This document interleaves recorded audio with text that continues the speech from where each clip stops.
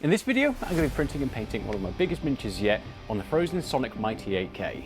I decided I was going to print off this giant beast of a knight by Gamma, which is an awesome proxy if you're looking for an Imperial Knight to go with your Space Marines. The printer I'll be using in this video is the Frozen Sonic Mighty 8K, which is very kindly sent over to me by the kind people over at Frozen, who are also sponsoring this video. So first up, I grabbed all the files from Gamma, got them all downloaded, and got to slicing. One of the great things about the Frozen Mighty is the fact that it's got a nice big print bed, which we're going to need for this model. So I got all the different parts and sliced up into different sections, so that way you can print it on a smaller printer if you need to as well. Got them all into my slicer, and then I got to printing. The great thing about this is it only took like 3 printfuls to actually get it running, and each one of them was around about 6 hours to get going. One of the really nice things about the Mighty, apart from obviously its size, you've still got that great resolution from it, so I get some great quality prints. But more importantly, it has this like laser etched build plate, which if you get your settings wrong, can be a nightmare to get your prints off of it. But trust me, these prints don't fall off the printer, which is fantastic because especially with larger printers, as they get bigger and things start getting longer and heavier, there's always that risk that when printing with a larger printer, that you're going to get that suction that then pulls the print off of the printer, and then it becomes a bit of a nightmare and gets stuck in the vat and you have a lot of cleanup to do. But with this, because of that laser etching, it just doesn't really ever seem to fall off, which is really good. So I got them all printed off, and then I got them all off the build plate, and then it was over to getting cleaned up. So I threw them into the wash tank, got them all washed up, and then I got them all pulled off of those supports and thrown in for a good old curing. Now all of these parts are full parts, apart from the main section of the body, which is all hollowed out. Now, a little tip that I learned recently, which could be really handy for anybody else who's working with hollowed models, because historically I hate working with hollowed models because if you leave any resin inside of it and you don't get it cured and cleaned out properly, over time it can like eat through the model. And trust me, I know, I've had this happen firsthand, and your model just basically dissolves into this horrible mess. So you really need to make sure you clean it and cure it inside.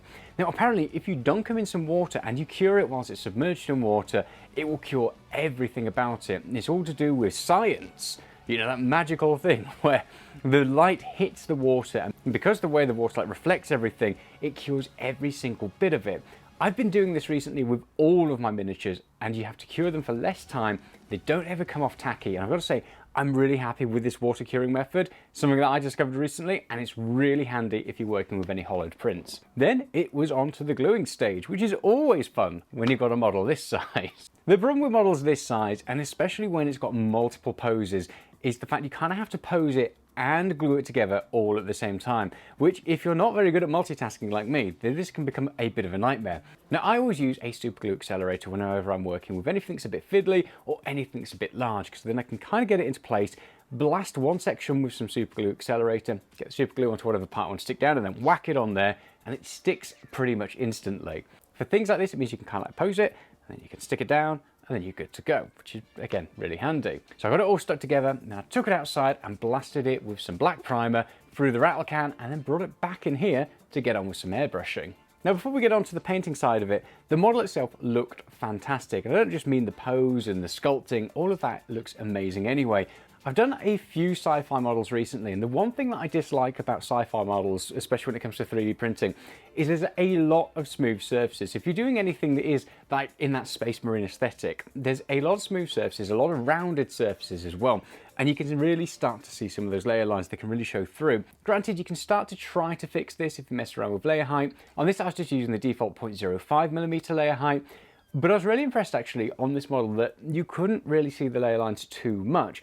They're there, you know, there's no getting away from that. You can definitely see the layer lines, especially if you're looking for them, but they didn't really show up too much. And once I'd got a primer on there, they'd really start to disappear. So once it was all primed, I pulled out my airbrush and I started going mad with some airbrush colors. So recently I got my hands on this airbrush kit by Army Painter, and I started off with the Omega Blue, which is a nice deep blue, but still in that kind of theming of Ultramarines. Then I moved on to obviously Ultramarine Blue, and then I finished off with this Console Blue. I really like this set actually for airbrushing. The colors go on really nicely, they stick very nicely and they show up, they're quite vibrant. But also as well, because they have that triad system, it means that you don't have to use your brain to figure out what color goes next and what's going to be highlight, what's going to be your tones and all of that. It just makes it easy just to grab the ones it says on the box and go from there. Once all the blues were down, I was really liking those blues, I moved on to the reds for the weapons. And I started off with this pure red and this Archangel red, which is this very orange vibrant red. It looked really nice. I then wanted to go for a bit of a glow, and I went for their like fluorescent green type thing, which was okay. The green itself was all right, but then I went back in there with a white and I think I muted it down too much, but fixed it later on. So I got all the airbrushing side of it done, and then I headed back over to my paint station and I pulled out the standard brush. And then I kicked off with Avalon Sunset, which I've recently used on some of my retro Space Marines. It's a really nice yellow that's not too bright, it's not too dark, and it's a great base color to start off with. It also sticks very nicely. It's got good coverage when you're getting it down on the model, especially going over the darker blue. So I'm really happy with this color. I went around, I did a lot of the trim and messed around with that. And the reason why I didn't go with like gold and like all the modern stuff is because I want this to fit with that retro Ultramarine army that I'm building out at the moment. I've started off with some Primaris Marines where I've printed off some like standard old school helmets for them and like banners.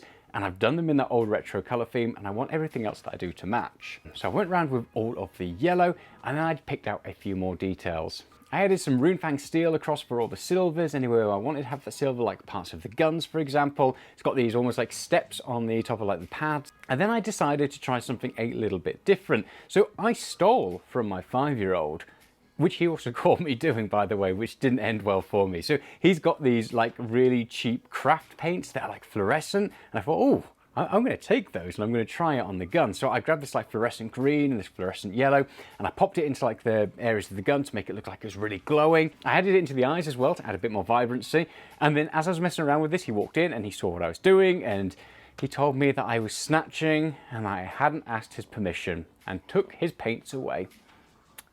Yeah, that went well.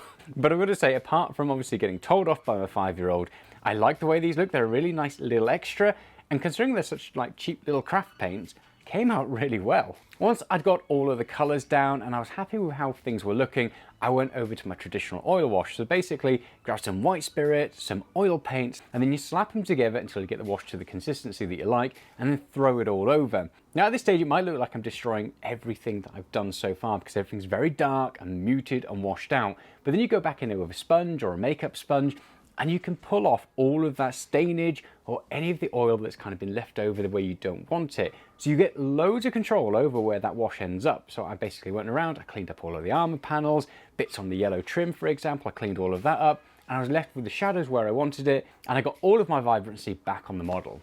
And then there was the base, which I then dry brushed with a bit of grey, and I did the same again with the oil wash, but this time I used like a red and a yellow. And I just started dotting that in all like the cracks of the base where it looked like it was all this cracked earth was breaking open. And it helped to add this like fiery lava look. And I really like how this works because it adds this real nice fiery contrast to all the rest of the blue of the model. So it was a nice little extra, and it's really easy to do because again, if you end up putting too much on there, you can go back in with a sponge and remove the bits where you don't want it. At this stage, I called it done, although I will go back in there in the future and add some more bits. There's more highlights and edge highlighting that I want to do for all like the yellow trim of the armor, and just add a few more highlights elsewhere. I also want to try and do some freehanding and add some like Ultramarine symbols on it, and also writing some like Ultramarine bits on like the banners he's got on his shoulders. Problem is, I didn't want to ruin it before I start doing the filming of it, because I know I absolutely will. And I've got such a nice base through that airbrush that I know I'm going to go back in there and destroy it, but it's got to be done. I've got to push myself out of the comfort zone. So I really enjoyed doing this model. It's one of the biggest models that I've printed so far, put together like this and also painted as well. I think there's only one model that I printed in the past that was bigger, but that's part FDM and part resin, and I never actually painted it up in the end. This, however, looks awesome, and it fits together nicely with the rest of my retro Marines that I'm putting together as well. So thanks so much to Frozen for sending this over to me and sponsoring the video. The Frozen Mighty 8K is an awesome printer. It's got loads of nice features to have, especially if you're a miniature printer. That build plate really sticks things to it as well, so you don't really have to worry about things falling off. And one of the big features that I absolutely love is the fact that you can check its progress from your phone. So I don't even need to come out here to see if it's done. I can just be lazy and look on my phone, which I love being lazy. So let me know your thoughts in the comments below. What do you think of this? What do you think of the paint scheme? And what else would you like me to do next for my retro Space Marine army that I'm putting together? I've gone well and truly down the rabbit hole. I've ended up buying loads of Primaris Marines, and I'm basically not going to use their heads. I'm just printing off extra heads to go on those ones that I've bought. It's becoming a bit of a bloodbath to my bank account and to the poor Primaris Marines who are all losing their heads. So thanks so much for watching. If you want to grab this sculpt, you can find it by a creator called Gamuk, and I'll have that linked down below. In the meantime, hit the like and subscribe button, and I'll see you in the next one. Bye.